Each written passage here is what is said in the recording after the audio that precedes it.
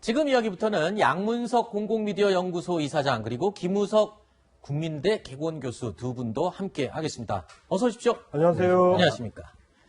자, 여당 소식 먼저 짚어보겠습니다. 여당 대선 주자이죠. 이재명 경기도지사와 이낙연 전 더불어민주당 대표가 서로 날선 설전을 주고받았습니다. 이재명 지사는 한 라디오 인터뷰에서 박정희 전 대통령을 찬양하던 분도 계시지 않느냐라고 말을 했는데요. 바로 지난 2016년이었죠. 박정희 전 대통령 탄생 100주년 기념사업회 추진위원회 부위원장을 맡았다가 철회했던 이낙연 전 대표를 겨냥했던 말입니다. 이에 대해 이낙연 전 대표 캠프에서는요, 즉시 논평을 내고 왜곡 날조 네거티브 공세라고 맞받아쳤습니다.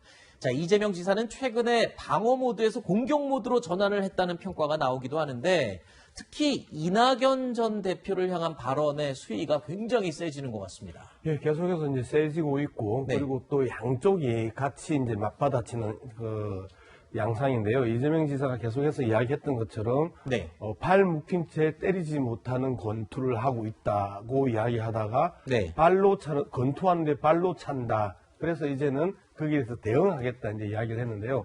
1차 컷오프 이후에 이낙연 지사의 이 집중적인 공격에 대해서 이재명 지사가 이 반박을 제대로 못했었거든요. 안 했었거든요. 그런데 이제 컷오프 이후에는 본격적으로 반응하는 부분들이 이낙연 지사 입장에서 전 지사 입장에서는 상당히 유리한 부분이죠. 이낙연 전 대표. 예, 이낙연 전 대표 입장에서는 말 그대로 1대8 구도에서 이제 1대5 구도인 상황에서 1대1 구도로 만들어내는 데 있어서 그 네거티브 공세와 그다음에 그 반박 이것들이 계속해서 오락가락하면서 1대1 구도로 만들어내고 그다음에 지지율 상승의 상당 부분 그 동인으로서 활용된다는 측면에 있어서 이낙연 전 대표 입장에서는 손해볼 것 없는 공격이다라는 거고요.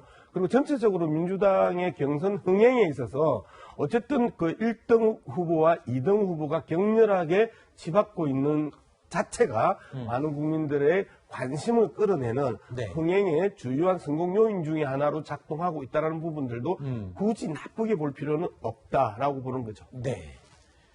이낙연 전 대표 측의 공세도 만만치 않습니다. 이낙연 전 대표 캠프는요, 최근 한 언론이 보도한 SNS 비방 사건을 경기도 차원의 조직적인 여론 조작 사건으로 규정을 하면서 이재명 지사의 연루 의혹을 제기했습니다.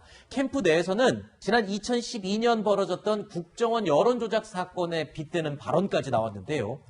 이재명 지사는 해당 직원을 직위 해제하고 사실관계에 대해서 감사 중이다라고 밝혔지만 이낙연 전 대표 측은 곧바로 반박에 나섰습니다.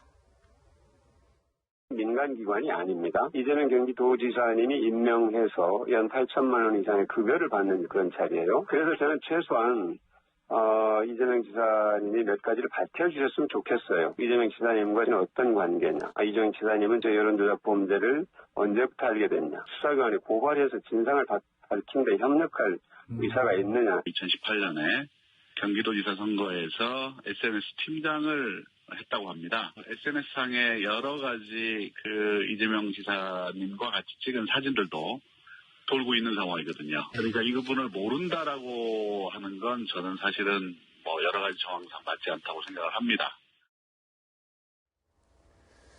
자, 이낙연 전 대표 캠프 측에서는 법적인 대응까지 거론하고 있는 상황인데요.